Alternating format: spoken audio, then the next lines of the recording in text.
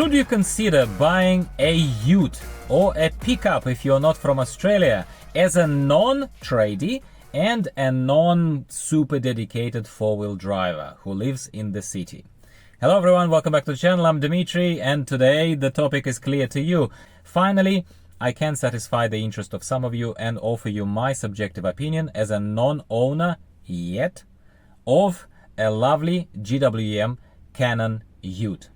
This lovely GWM Cannon ute was provided to me for an extended test drive by very, very lovely people who I can say are my new friends, Ride GWM. There is a new dealership that's opened right next to my other friends, Cherry Ride.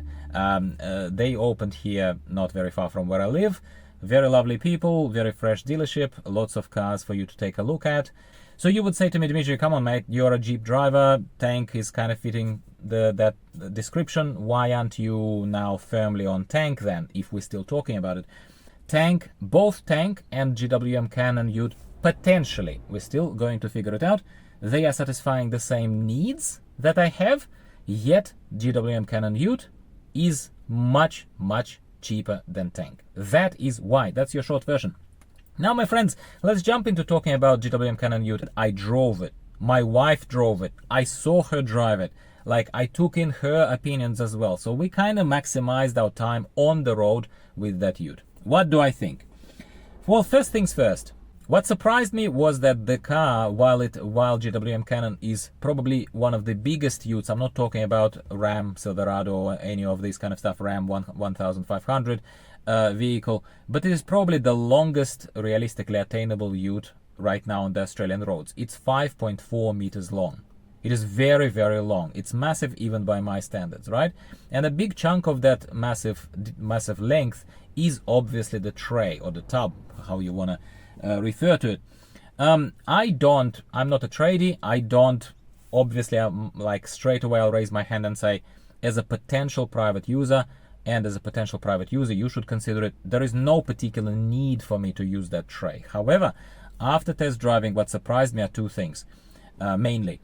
First, on the road, other than other things that I'll talk to you about in a second, it didn't feel too long. It didn't feel unmanageable. It didn't feel like a massive truck with a massive tail that I can't turn normally. None of that. None of that. It drives like a normal, I don't want to say car, but it drives like my old Jeep Wrangler 4-door JKL version that I had. It drives like that. It drives like a heavy truck on a frame. Drives similar, less refined than Tank 300, but similar, somewhat similar. Suspension and stuff other than that we will talk about in a second, like I said. Second thing that surprised me is the feeling that once I tried it, once I drove around it, I even parked it in my own driveway. I tested the length, right? What surprised me was that the thought that came to my mind is that it's not like I'm just being silly and getting a massive utility vehicle with no purpose. What that thought transitioned into as I drove it was that how can I use it now? It is almost a desire for you to do more with that vehicle that I cannot do with this vehicle. This is just a city carrier for me and for my family. And vehicles are different.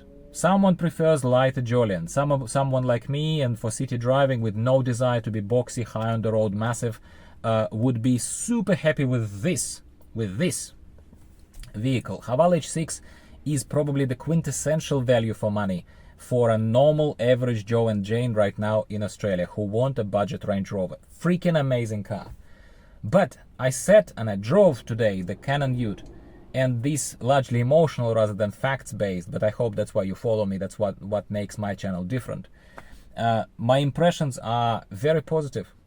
Very positive. Now let's go very quickly through the features. Well, look, for about $36,000, you're getting the base model of that lovely Cannon ute. Solidly built thing with a massive tray at the back, plenty of space inside. Leather seats are coming even in a base model, not just in an L model. Even base model has it. Yeah, which makes you feel non-poverty immediately. You know how I use that expression very often? Steering wheel in the base-ish model that I drove, steering wheel unfortunately is all plastic. It reminds me of my LDV D90, kind of just very sort of steering wheel was a little poverty, but you know what I do? I do that anyway in Haval. I would just buy another one of these wheel covers, the one that I'm looking at, but you can't see right now in the screen, but you know which one I'm talking about. And I would just wrap that steering wheel so that it's a bit more pleasant and a bit thicker in my hands. That's it. Done. Done. The central kind of let's call it infotainment and other screen, I think it's very nicely placed in Canon Ute. It's not up, but it's down. What's good about it? Well, even if it doesn't have Android Auto and Apple CarPlay, wireless, because it has support for Android Auto and Apple CarPlay, that screen, I would use it similarly to how I use it in my Haval H6. I would simply use that for controls. I would use it for controls of my air conditioning. I would use it for radio. I would use it for anything else for that matter. I will not, and for camera, obviously, for reverse camera and stuff coming up. But for infotainment, for maps, and for other stuff that you often need at the same time, I'm going to use something like the thing that I am very much fond of still, the CarPuride CarPlay system. This video is sponsored by CarPuride Wireless CarPlay system. The link with the discount code of 15% to all of our community is in the description of this video. If you have extra real estate available and you don't mind extra additional screen, because that's the only consideration here. Can you be bothered having an extra screen here in your vicinity as a driver? And if you don't mind it, or if your current screen is not used and you want to just like overhang one over another, I'm not going to tell you exactly how to install it. Watch my other video for a full proper review of CarPuride system. Then CarPuride is exactly what you should look for. Because if you are happy with your own screen, maybe some other wireless adapter will work better for you. Watch my other videos. But if you don't, and if you would like an extra screen, then CarPuride is exactly for you. Don't miss out on 15% discount code if you use my link in the description of this video. And thank you for your support. As you can see on this panel in front of the driver in Canon Ute, there is so much space to install it, more so than in my Haval H6. So I absolutely think that that's going to be an awesome investment for you as well. If you're, say, a tradie and you have a Ute and you're thinking what to install there, mate, that's what I'm going to do. Look, it's a diesel 2-liter engine. I am not going to tow anything myself, and I'm not going to load up this car with 1 ton of whatever it can carry. Yeah, but at the same time, the car itself is heavy. Of course, it's going to be carrying something.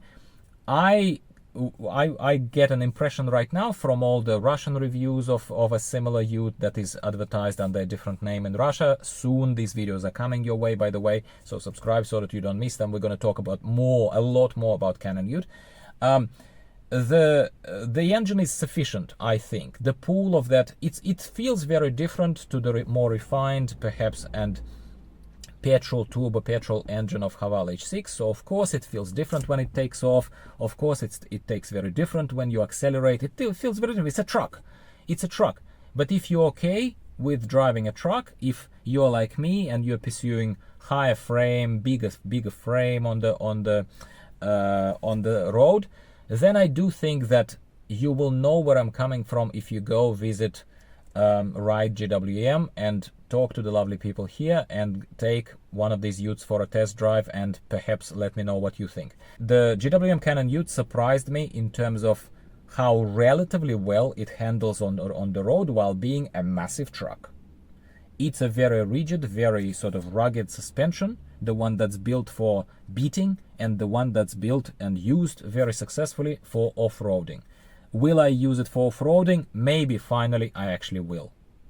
There you go. I've been ramping up to this point in my life for a long time, and maybe now is the time to make it more fun. Stay tuned, right? It is not feeling too long in terms of I can't maneuver it. All models of this Canon Ute, they come, I understand, with 18-inch tires standard, which is nice. There is none of that BS 17-inch that I think, if I'm not mistaken, the entry level of tank, let's say tank 300 comes in. I don't know why, don't ask me why. So you will be hearing from me about these Utes more, while I still keep pondering whether or not I should sell this car and if I can get some remotely decent money for it. And get a Ute and use it for my needs. I'm very, very seriously considering it right now. Talk to me in the comments down below if you are an owner of specifically GWM Cannon Ute in Australia. What do you think? Is it as robust and as rugged as everyone else in Russia, Australia, everywhere else is sort of making it out to be? I'm very hopeful. I'm not a man of refinement. I love and appreciate refinement, but at the same time, I do believe at the moment that GWM Cannon Ute has the potential of giving me what I need. And that's what I'm going to leave you. And my very, very, very positive initial impressions from the test drive of GWM Cannon Ute. Of course, I skipped through stuff because it was unscripted, as all my videos are, but I'm going to be talking to you more about it. And if I missed something very particular that you're interested in, please, my friends, let me know in the comments down below. What would you like me to focus on next time? What would you like me to talk about next time? I'm not a mind reader, as opposed to the popular belief. Otherwise, I'd be filthy rich. Thank you very much once again. Talk to you soon next time, at least one video per week. Stay tuned, and once again, thank you to my new friends, Ride GWM, for this lovely opportunity. Goodbye for now.